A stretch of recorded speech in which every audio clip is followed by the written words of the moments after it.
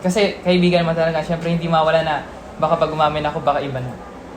Baka iba na yung treat niya, iba na yung ano niya. Matuto tayong mahalin yung sarili natin. Mas maganda na make yourself proud than your parents. Huwag na huwag mong kagagalitan ang sarili mo. Hindi naman hindi mo kasalanan, hindi ka wala na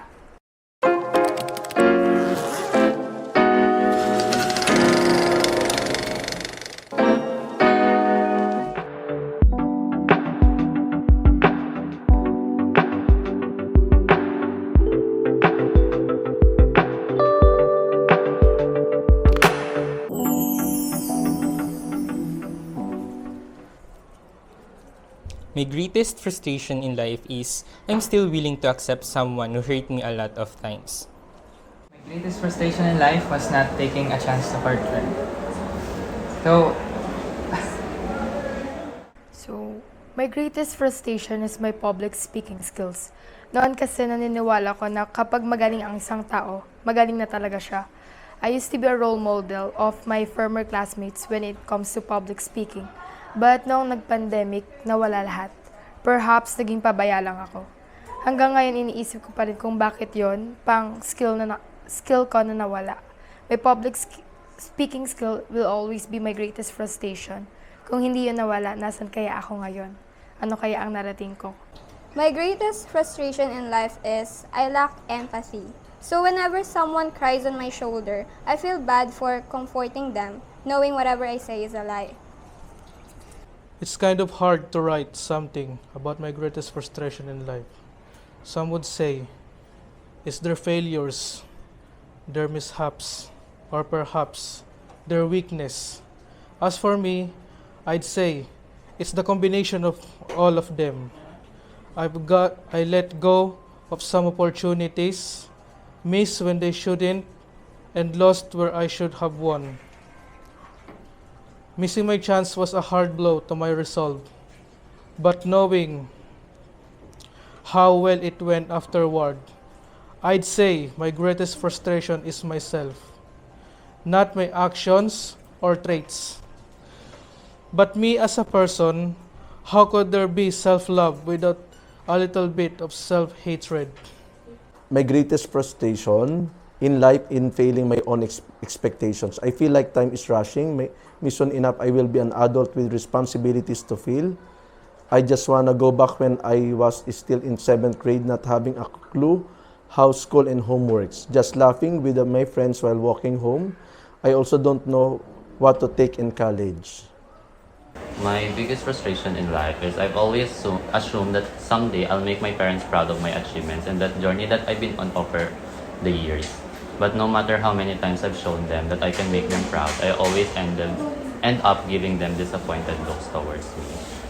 Based sa nabasa ko siguro is sobrang hirap talaga na ma-achieve yung gusto mong ma-achieve and yung gusto mong ipakita sa parents mo. But my advice is just follow your dreams and hayaan mo yung parents mo if ma-disappoint man sila sa'yo or masyado silang hindi mo na-achieve yung gusto nilang i-achieve sa iyo kasi buhay mo yun ikaw yung kumokontrol sa buhay mo and it's more important na ikaw yung mag-decide sa sarili mo kasi ang hirap na parang sinusundan mo lang yung gusto ng parents mo na yung buhay mo is nakataya lang sa mga achievements na gusto nilang makita rather than sa gusto mong ipakita. So mas maganda na make yourself proud than your parents. People always said na na ang bait naman ni Zircon to the point that I always prioritize other welfares than myself. And personal experience po is many people tend to hurt me in many ways all the times, and despite that mas pinipili kong patawarin sila kasi mas gusto kong makita yung kabutihan sa kanilang puso kahit na ano yung ginawa nila towards sa akin, to the point na umaabot na nauubos ko na rin yung sarili ko para intindihin yung mga intindihin ko yung mga gagawa nila sa akin kahit na ako na yung nasasaktan. So, ang advice ko lang po sa mga taong laging inuuna ang kapakanan ng iba bago yung sarili nila is matuto tayong mahalin yung sarili natin. Kasi kapag hindi natin ginawa yun, at once na naubos tayo rin yung kuwawa sa huli. Kasi madami tayong maapektuhan, hindi lang yung studies natin as well as yung buong pagkatao natin. Sabi nga, pag hindi ka pa handa, huwag mong subukan. Pag hindi ka pa sure, huwag mong sasabihin. So kung alam mong sure ka naman, edi sabihin mo. Pero pag wala kang kakayahan na sabihin, and feel mo naman hindi genuine yung ano mo, yung nafe-feel mo sa kanya. Pero meron ding chance na sabihin natin friend mo siya. Kasi ko din siya, na-experience ko din siya na baka nga mawala lang yung friendship yung dalawa. So, syempre talaga mahirap talaga sabihin.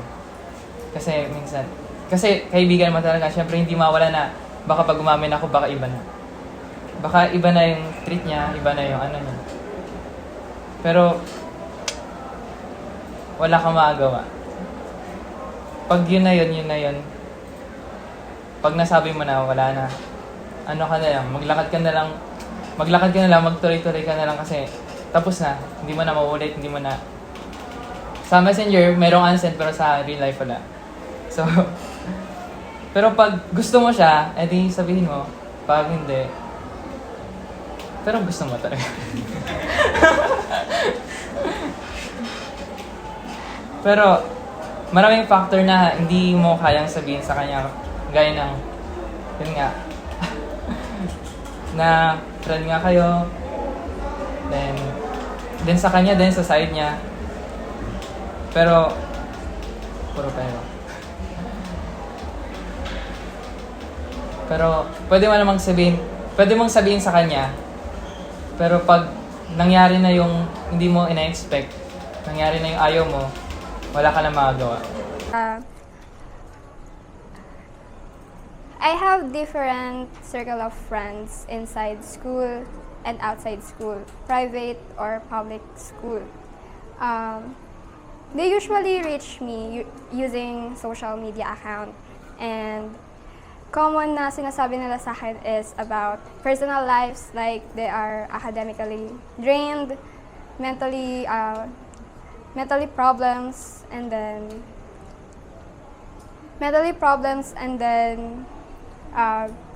their insecurities. So, ang ginagawa ko na lang dun is pinapakinggan ko na lang sila, and then while nagra-rant sila, tumatanong na lang din ako, like, naiintindihan ko naman talaga yung mga pinagdadaanan nila. Kasi, I've been there also. And for me, nararanasan ko rin yun as a student, as a daughter. So, yun. And,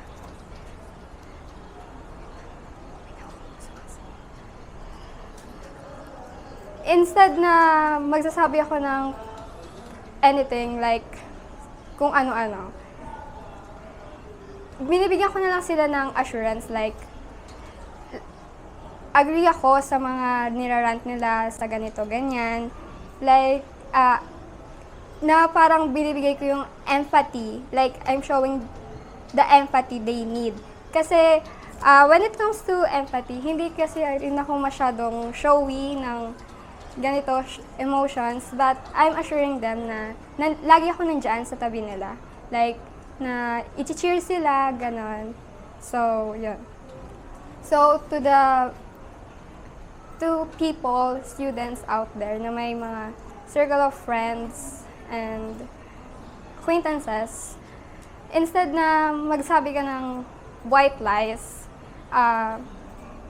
sabi mo na lang, be honest. Like, hindi mo naman need na magbigay feedback dun sa mga sinasabi nila, sa mga rants. Kasi being there for them is assurance na yun na nandyan ka palagi para sa kanila. For me, my advice to you, whoever you are, after I read your personal thoughts is wag na wag mong kagagalitan ang sarili mo. Because God didn't create you to hate yourself. In fact, ikaw ang pinakamagandang halimbawa na kanyang nilikha. Wag na wag mong iisipin na kailanman ikaw ay isang disappointment. Wag na wag mong iisipin yon.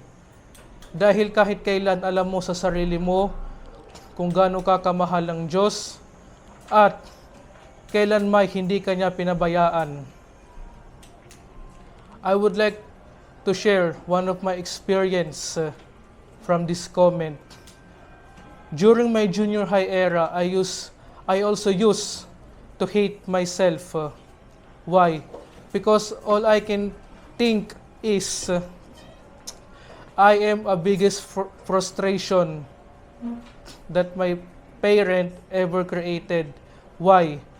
Because I used to face some failures, failing grades, and also I also used to jealous, especially to my siblings. Why? Because I always see them cheered by my parents, but me, I didn't even see myself cheered by my parents. Why? Because I know in myself that ano nga bang may pagmamalaki ko sa kanila kung wala pa naman akong nararating? Siguro nga kung magiging honor student ako taon-taon o kada semester, magiging proud ba sila sa akin? Siyempre, yun ang mga katanungan na pumasok sa isipan ko. Minsan tinanong ko ang mundo, Panginoon, kung galit ka sa akin, pakiusap lang, wag mo namang dagdagan ang problema ko. At pakiusap lang rin, kung ano man ang nagawa kong kasalanan sa iyo, patawarin mo na ako. So, for this aspect,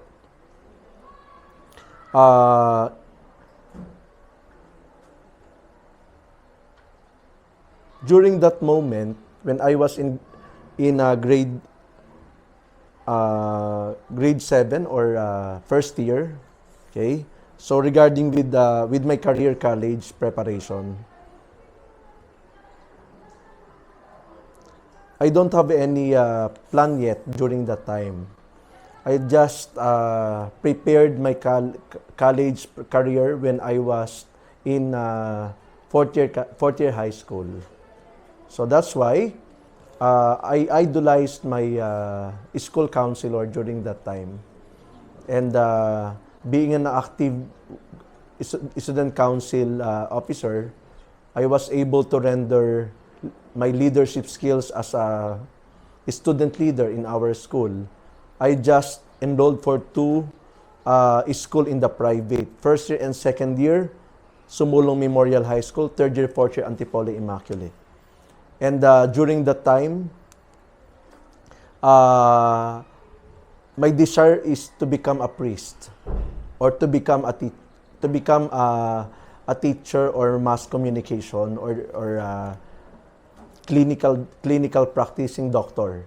But then I found out, because I am always showing my time with my service to others, I admire to become a counselor. And but my first ideal course is Filipino teacher. And my frustration that really affecting my career is because of my family preference. They want me to enroll not in Manila but here in Rizal. So I'll just go through with my career to push through my ideal to become an educator. That's why approached our college admission evaluator or admission officer to be interviewed in the College of Education. Then all of the sudden, I was recommended to be interviewed in the BS Guidance and Counseling course. Then after that, after all the evaluation, I was recommended to take BS Psychology. And then after that, for how many years I was able to finish my bachelor's degree, and I work as guidance counselor at Antipolo Immaculate, my alma mater. And then after that, I was not able to teach Filipino. But when I worked to San Beda as a counselor, I was given an opportunity to be hired by Siena College as counselor. Then after that, that's the time I taught Filipino, sining ng komunikasyon in retorika. I taught in Siena College retorika and sining ng pakikipagtalastasan o komunikasyon. And my frustration give me a challenge. Not only you are a psychology graduate or even education supplemental unit, but I was able to teach Filipino. Also in senior high, I taught also komunikasyon. And little by little, because of God's grace, my frustration in my career is not a big deal. But by God's grace, I was able to attain my willingness to acquire and attain success in my career. Though I did not able to become a priest because my mom told me, you can serve God in many ways. That's why I became an educator, a guidance counselor, a Filipino advocate, teacher, because I was also attending pambansang samahan ng mga profesor ng Pilipino. Okay? And I am also an advocate of other organization. And from that frustration, it allows me to be more competitive professional in terms of whatever profession that I am pursuing in the field of psychology, education, guidance, and counseling. By God's grace, I was able to conquer my frustration into success. So I think, yes, public speaking skill is really, advantage towards our society. Pero hindi naman porket nawala siya, hindi mo na kayang ibalik, di ba? All our skills, kapag nawala, kaya siyang ibalik. Kasi nagkaroon ka na before, so kaya siyang maibalik din ngayon. And I think, hindi mo kasalanan, hindi kawala na nawala yung public speaking skill mo. Kasi you have other skills that you can nurture more and you can be proud of. Hindi lang yung public speaking skill na meron ka. And I think you just have to believe on yourself na kaya mong ibalik yan, at you just have to inspire again, bumalik yung passion, yung fire sa puso mo sa public speaking, kasi sobrang sarap sa tao. I mean, sobrang sarap humarap sa maraming tao that you are able to inspire, you are able to and get empathy also, and so on. So I think just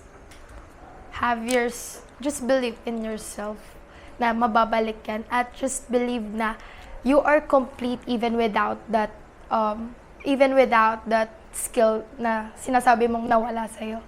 And you look perfect. You always look perfect. You always look perfect even though you're imperfect in reality. And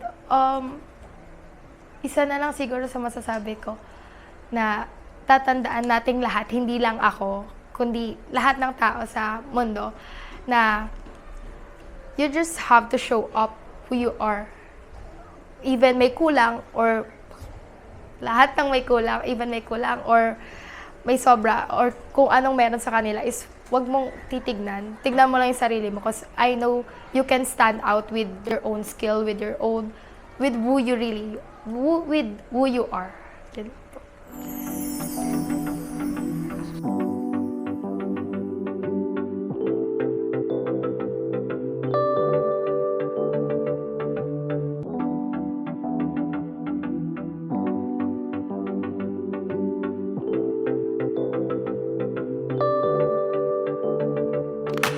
For more eye-opener videos like this, Don't forget to like, follow, and share this video.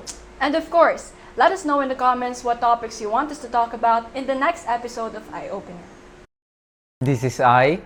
This is I. This is I. This is I. This is the Eye Opener. This is the Eye Opener. Be an Eye Opener.